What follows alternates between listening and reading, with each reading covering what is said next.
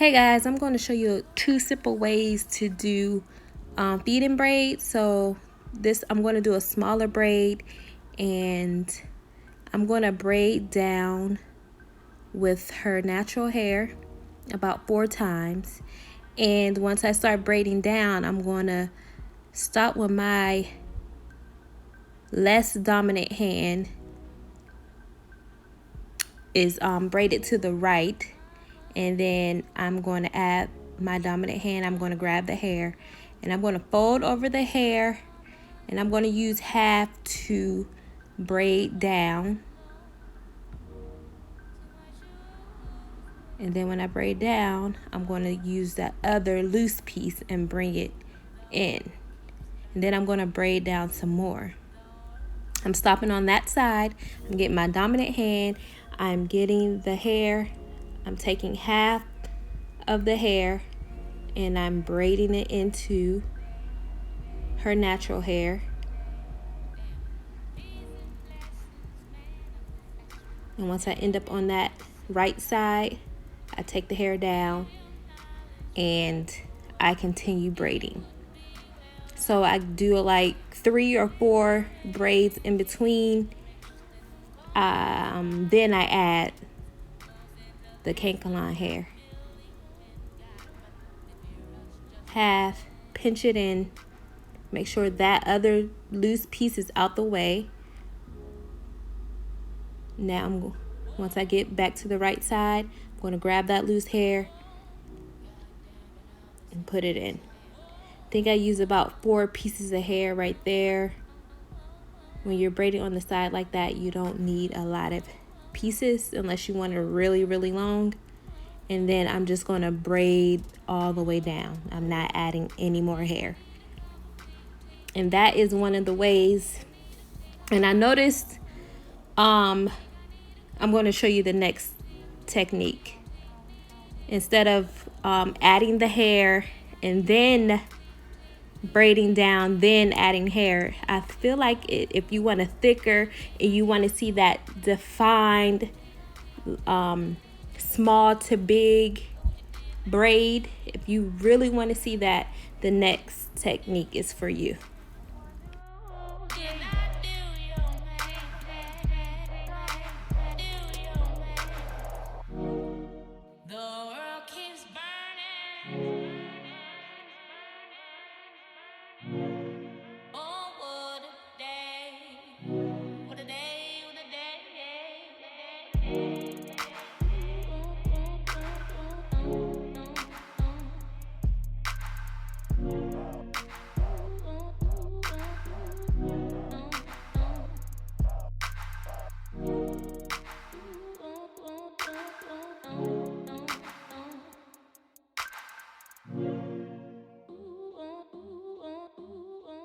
So here's the other technique. So I'm going to start off the same way. I'm going to braid her hair 3 or 4 times down. And you always want to start with smaller pieces. I forgot to add that in the first part. Smaller pieces of the fake hair. So I'm still going to make sure my less dominant hand, I'm going to stop on my dominant side. And with my dominant hand, I'm going to pick up the hair, half, pinching into my fingers. And then I'm just going to take her hair and braid it in, 1, 2. And then I'm going to take that piece. Now here, I'm not going to braid down. I'm just going to add more hair.